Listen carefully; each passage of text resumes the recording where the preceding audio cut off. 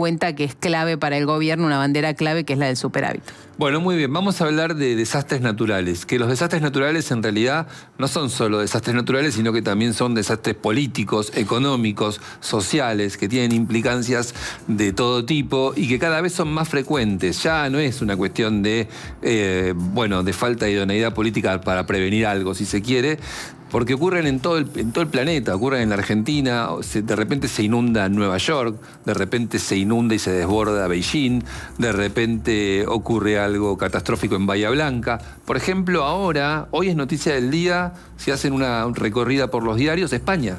España está completamente bajo fuego, pero en una situación de emergencia declarada por el gobierno de Sánchez. Vean las crónicas que están llegando a partir de la ola de calor, los conceptos nuevos que aparecen como el refugio climático. Hay una suerte de nuevo escenario, una suerte no, porque es desgraciado, es un escenario complejo y complicado. Cada vez hablamos más de desastres naturales y por supuesto que hay que ir a buscar al ambientalismo, al mundo de los ambientalistas, ideas, creatividades, proyectos y discusiones diversas. Por ejemplo, la Fundación Ambiente y Recursos Naturales, junto a otras 13 ONGs, crearon un proyecto de ley que busca cambiar, miren ustedes, el reparto de los famosos ATN. El objetivo es que las provincias cuenten con los recursos inmediatos para enfrentar desastres climáticos extremos, como decíamos recién, inundaciones, incendios, temporales. Y la propuesta es usar un 40% de los ATN para obras públicas de prevención. Qué bueno, ¿no? Qué bueno sería. Y un 60% para fondos de emergencia ante las catástrofes estas inesperadas. Está con nosotros Andrés Napoli, director de la Fundación Ambiente y Recursos Naturales. ¿Qué tal, Andrés? ¿Cómo va? ¿Qué tal? Buen día, ¿cómo están? Te hago una pregunta antes de entrar en el proyecto. España es conmovedor lo que está pasando. Sí, como España, como en Estados Unidos, sí. Digamos, cuando se establecen esas olas de calor terrible, en algún lugar tienen una chispa, en este caso por el lado de los incendios. Pero también el cambio climático no es solamente el calentamiento y los incendios, sino la otra cara, lo que se ve ahí atrás, las inundaciones. Claro. Es decir, no podemos, es muy difícil prever, se trabaja mucho con los modelos meteorológicos, pero muchas veces los modelos meteorológicos no aparecen. En el caso de Bahía Blanca, suerte, hubo una alerta temprana y le hizo caso al intendente. Claro. Se salvaron los chicos que estaban en el colegio. Creo que es un tema que hay que atenderlo con la prevención, no se puede atender en la emergencia. Es decir, es como poner plata cuando se prendió fuego, ya está. Claro. Es decir, hay que hacerlo, pero no sirve. Recuerdo que cuando fue Bahía Blanca, la discusión que surgió inmediatamente después, se hablaba de atrasos de obra pública y demás, y había una respuesta desde el gobierno bonaerense en ese momento, y decían, mirá, no pasa tanto como para invertir plata en prevención. Rara la respuesta, pero era la respuesta que daban. Sí, cuando había advertencias ya de estudios de CONICET que planteaban, porque no es que se trata de invertir en toda la provincia de Buenos Aires, se trata de invertir en los lugares donde puede haber esos proyectos, esos procesos. En Bahía Blanca ya había sido reiterado. Y además es una zona muy, muy vulnerable. General Serri es una zona muy vulnerable. Sí. Yo tengo gente conocida a la que hemos ayudado y la asistencia del gobierno no ha llegado. Entonces, el punto que nosotros planteamos con el proyecto, básicamente, tiene que ver con no crear ningún impuesto, es tomar el 1% de la masa coparticipable de los ATN y darle la finalidad para lo que fueron creados. Fueron creados precisamente para atender a las emergencias y desequilibrios financieros. Hoy lo que se hace es una caja discrecional. La retiene el Estado y la da a discreción. No me voy a poner a opinar en qué discreción la da. Nosotros lo que queremos hacer con eso es proyectarla para específicamente crear, por un lado, fondos para infraestructura. Los gobernadores se quejan que no tienen fondos para infraestructura. Ahí habría un fondo para infraestructura y para atender a las catástrofes. Ustedes me dirán, bueno, ¿qué van a hacer? ¿Se van a retener ese dinero? Sí, se va a retener por un tiempo, por 3 meses. Si las catástrofes no llegan, a Dios gracias. Después se reparte en virtud de lo que está establecido en el índice de la coparticipación. Acá no hay. ¿Lo vas guardando para...? Lo guardás cada 3 meses y si tenés una catástrofe como esa, tenés el dinero inmediatamente puesto. En Bahía Blanca llegaron 10.000 millones cuando había 240.000 recaudados y no llegaron más. Entonces, la cuestión es tener ese dinero que no esté en poder del Estado, sino que esté en poder de, digamos, fiduciariamente administrado por un fondo que los gobernadores pueden acceder a él. No se crean impuestos y no se establece ningún tipo de mecanismo nuevo. Simplemente se atiende a la finalidad para lo que fue creado, que es básicamente atender emergencias, pero hoy se usa para desequilibrio financiero generalmente. Pero para eso también vos hablás de obra pública, también de un dinero, eso es preventivo en todo caso. Eso es preventivo. Gastarle. Claro, eso sí, ese 40% 40% debería destinarse a obra pública, para lo cual las provincias deberían presentar sus planes, chequearlo fundamentalmente con el sistema de asistencia de riesgos y con el Gabinete de Cambio Climático para saber si estamos en la línea que queremos plantear y tener esa disponibilidad de fondos. Entonces ahí no habría queja de decir que no tengo fondos para infraestructura, que es la queja habitual. Ahora, no estamos haciendo siempre como la curva al revés, porque acá también con la discusión de la obra pública, por ejemplo, estábamos escuchando la voz de los gobernadores, el reclamo de la CTN, viene, no me sale el nombre del presidente de la Cámara de la Construcción, me va a matar. Bueno, no importa. Weiss.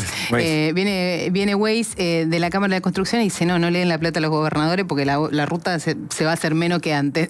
Y digo, no hay que primero pensar qué es lo que se necesita. O sea, no tenemos un plan, no sabemos qué obras se necesitan, no sabemos si es más importante la de Bahía Blanca o la de Rosario o la de Santa Cruz o la de Formosa.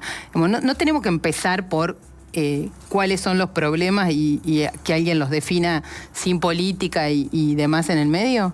Para eso, digamos, estaríamos en una discusión muy avanzada, que yo no la veo hoy.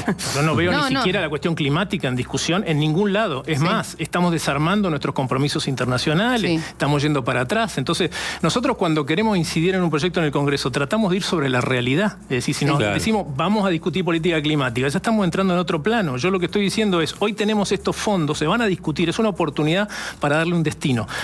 En el mundo claro, ideal, el que yo adhiero totalmente, todas las organizaciones adherimos, quisiéramos discutir política climática y quisiéramos tener claramente un mapa de riesgo climático en la Argentina, pero de hecho existen los mapas, pero no están convalidados, digamos, por la administración. Existen los mapas hechos por científicos y por toda la gente que trabaja con el IPCC, digamos, que es el panel de cambio climático, pero eso tiene que ser convalidado por la administración para que tenga un valor de política pública. Sí, bueno, pero los mismos gobernadores podrían ponerse de acuerdo en eso, digamos, también. Bueno, claramente. Porque si no, básicamente porque lo que pienso si no es que vas a repartir plata, cada uno pone un parche donde lo tiene que poner y los problemas los seguís teniendo de fondo, ¿no? Sí, estoy de acuerdo, pero es cierto que las cuestiones caen sobre el territorio. Es decir, lo que tienen que después poner la cara es el intendente del lugar y el gobernador. Entonces, nosotros no queremos complejizar la discusión, sabemos que tiene un límite. Hoy, ¿cuál es la discusión? La discusión es, el gobernador, tengo el 1% y lo quiero ya.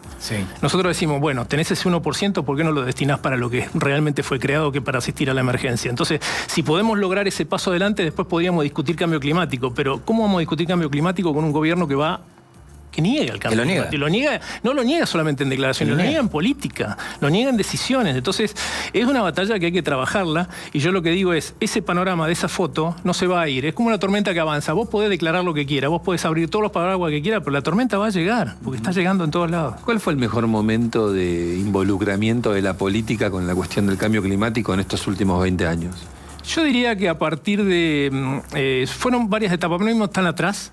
Hablemos de la época del gobierno de Macri, en el cual hubo la adhesión directamente, digamos, al Acuerdo de París. Un pronunciamiento de la Cámara de Diputados casi unánime, creo que fue la votación por el Acuerdo de París. Y después, por supuesto, en el gobierno de Alberto Fernández ciertamente se estableció el Gabinete de Cambio Climático. Entonces hubo como una continuidad, hubo una no negación y hubo un reconocimiento del tema. Hoy estamos claramente en esa línea absolutamente para atrás. Para atrás, pero a tono con el mundo.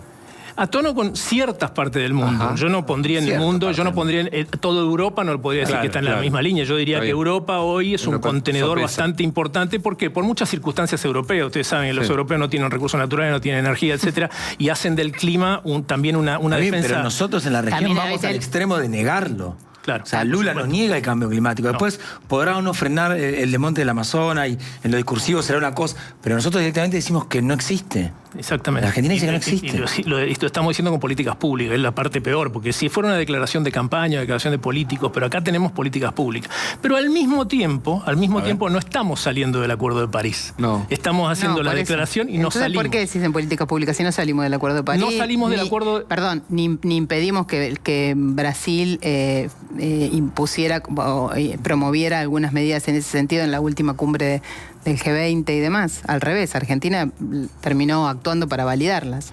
Lo que estoy diciendo es que las declaraciones que tenemos, no solamente, digamos, hay declaraciones internacionales, pero no hay acción política a nivel nacional. Lo que está pasando, ¿por qué no salimos del Acuerdo de París, por ejemplo? Es porque está el Acuerdo Unión Europea-América y Mercosur. Claro. Y eso es un condicionante absoluto. Yo, por más que diga que niego el Mercosur, estoy dentro del Mercosur. Entonces ese es un condicionante, y ese condicionante lo ponen los europeos, fundamentalmente el presidente Macron. Entonces es compleja la política, pero lo que yo sí puedo decir, observando no solamente esto, sino que ya ni siquiera observo la política, observo el presupuesto. Nosotros tenemos lo que se denomina el monitor del presupuesto ambiental en la Argentina, lo sacamos cada 3 meses, ahora va a salir la nueva. En los niveles digamos, de asignación presupuestaria son tan bajos, pero lo que más alarma es la no ejecución. Estamos hablando de partidas y programas que se ejecuta el 5% en el año. Entonces, ¿cuánta plata es? ¿Cuánta plata es? No, son muchas partidas, digamos. Lo que pasa es que no supera, digamos, el 2% del presupuesto. Claro. Entonces, el viejo presupuesto. El viejo presupuesto del 23. Claro, exactamente. Por supuesto, estamos en valores. Pero lo que más preocupa es la falta de ejecución presupuestaria. Claro. Y eso es un tema muy importante porque, bueno, tiene que ver con los números finales, ¿no? Del déficit fiscal, etc. Y cuando haces un proyecto de ley en esta Argentina, donde las leyes se vetan y es complicado todo. O se votan y no se ejecutan. O se votan y no se ejecutan. Pero ¿encuentran ustedes resorte parlamentario? Porque la verdad es que también yo me pregunto si están los legisladores para impulsar estas cosas.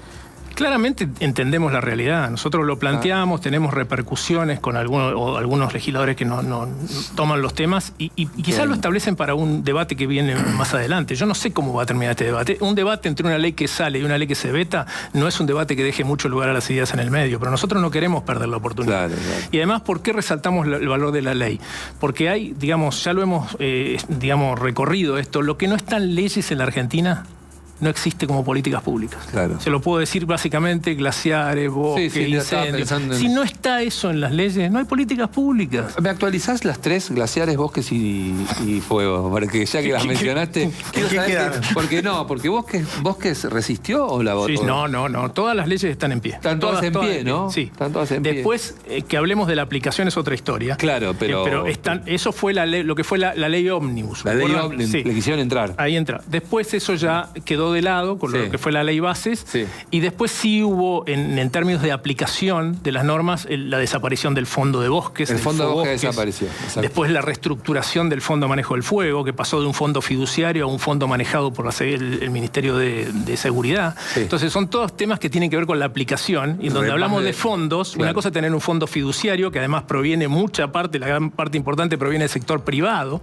por el cobro de las primas de seguro, y otra cosa es que la maneje finalmente un ministerio, que la puede manejar para muchas cosas, y lamentablemente como se manejó el último enfrentamiento del fuego en la Patagonia, fue poner la plata cuando se prendió fuego.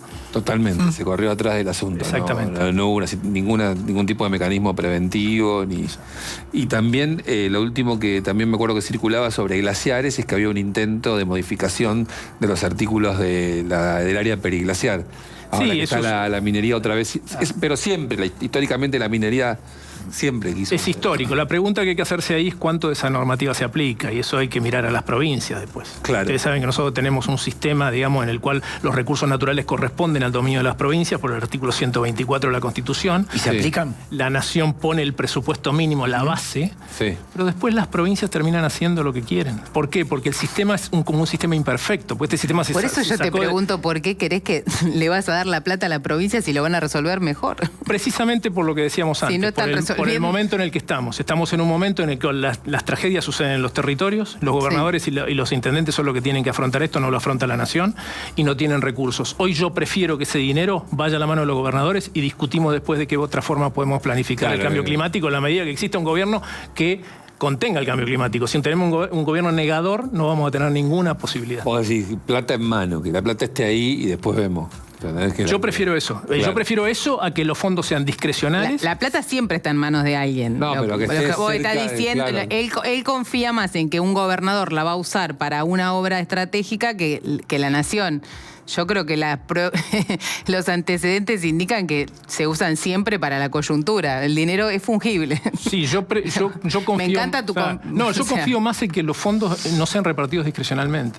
sino que de última se vayan directamente a los que tienen que ir y después le podés reclamar a los gobernadores. Yo, digamos, una persona de Bahía Blanca reclamarle al gobierno nacional que abra una obra pública lo veo inviable. Sí, le veo la posibilidad que le reclame a su intendente que trabaje en ese tema. Ese, para mí, es viendo un proyecto en el paso por paso, no es el mundo ideal, pero es el mundo al que podemos entrar hoy. Andrés, ¿vos ves a la gente más comprometida con temas del cambio climático, del ambiente y demás? ¿O hay un tiempo de menor compromiso, de repliegue, de que esto pegó la vuelta? Vos sos un observador y un activista de todo esto, ¿no? De muchos años. Entonces entiendo que puede hacer una mirada histórica. Sí, yo creo que hay en lo que es la película, veo una película de gente cada vez que está más consciente del tema. Después que esto tenga un momento que en la política no lo recepta, porque la política te potencia mucho. Una cosa es tener un gobierno que plantea los temas y que trabaja con vos, y otro que un gobierno que lo niega, o un mundo que de alguna forma te dice vamos por el camino contrario. Es decir, lo que está pasando a nivel internacional es bastante complejo y es muy, digamos, esto se refleja en la última conferencia internacional de plásticos, en la cual los que se llevaron el triunfo son los que nunca triunfaban ahí, que es la industria petroquímica. Exactamente. Sí, ¿no? La industria petroquímica, Arabia Saudita, lo que va a decir permitir seguir con el plástico de un solo uso. No estamos hablando del plástico, estamos hablando del plástico de un solo uso, no generar ningún tipo de medidas. Estos son procesos que hay que mirarlos así. Es decir, el cambio climático es bastante joven en términos de institucionalidad climática. Río 92 es la conferencia, el convenio marco de cambio climático. Después vino el fracasado protocolo de Kioto y ahora estamos ejecutando esta idea del Acuerdo de París, que es un acuerdo voluntario, en donde no hay metas, digamos, obligatorias, en donde los países pueden contribuir. Pero ¿cuál ha sido el avance de este acuerdo? Este avance te permite reclamar a nivel de los países el cumplimiento de esas metas. Y eso sí te permite. Perdóname, con esto te termino porque así no me olvido. Recientemente hay un fallo de la Corte Interamericana de Derechos Humanos, una opinión consultiva, pedida por Chile y por Colombia por cambio climático. Y hay que leer esa opinión consultiva en cuanto a que establece cuáles van a ser las obligaciones que los países tienen. Ellos hablan de diligencia debida reforzada. Hay que mirar reforzadamente las cuestiones que los países tienen que atender para atender a los derechos humanos en relación al cambio climático. Y eso va a ser, finalmente, en algún momento, cuando se lleguen estos reclamos, decisiones de la Corte. Sí. Perdón. No, pensaba que también un poco el cuestionamiento, porque si no parece que solamente fuera, o sea, malos de un lado y buenos del otro.